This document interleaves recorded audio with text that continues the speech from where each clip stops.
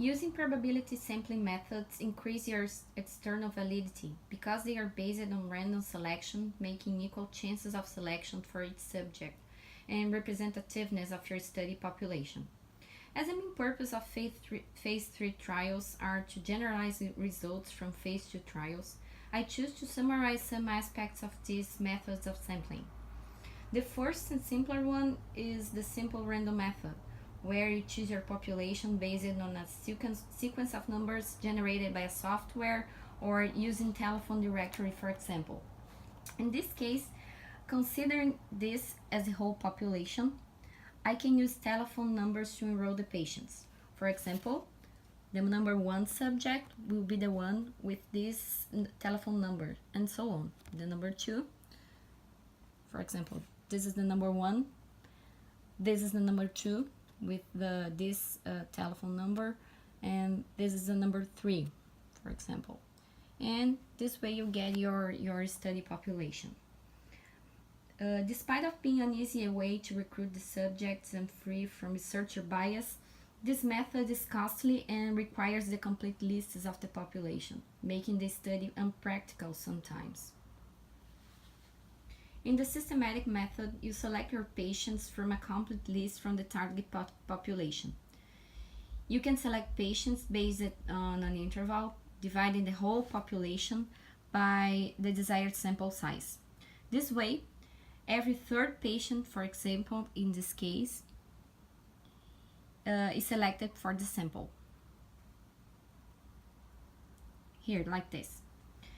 It's an easy method, good for organizing and larger target populations, but the problems are costs and long time to perform, as well as the potential exclusion for some subjects because of the periodicity in the population.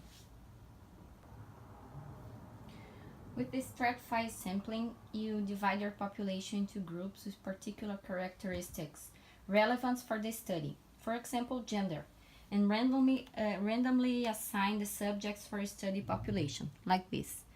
I can get randomly some women from this group and some men from this group. Making this your study population. This is good to analyze separately subgroups and assure the representativeness of each strata.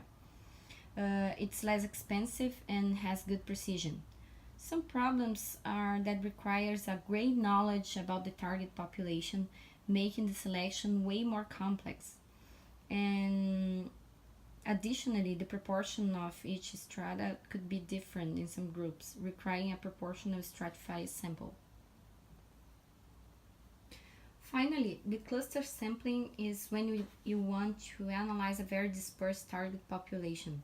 For example, if you want to evaluate the population of schools of a certain city, and there are a lot of schools in the city, you can pick 2 or more to evaluate all the subjects in that cluster.